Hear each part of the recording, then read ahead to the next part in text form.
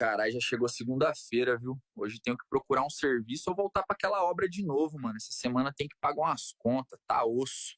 O João tá igual o Sandrinho faltando na segunda-feira. Todo mundo esperando as ferramentas. Já é 7h30. O João até agora não chegou, patrão. O almoxarifado tá fechado e os caras tá lá parados esperando ferramenta. Poxa, Sandrinho, o que aconteceu com o seu, uai?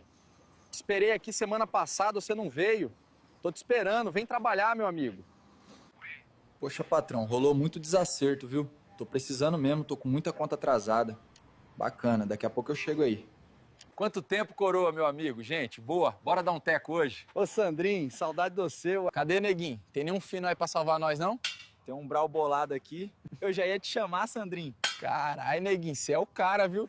Só problema, viu, pedreiro? Sem falar que tô devendo. A Jota também tá osso. O trem tá feio pro seu, hein, Sandrinho? Tem que procurar uma igreja e largar essas mal companhia.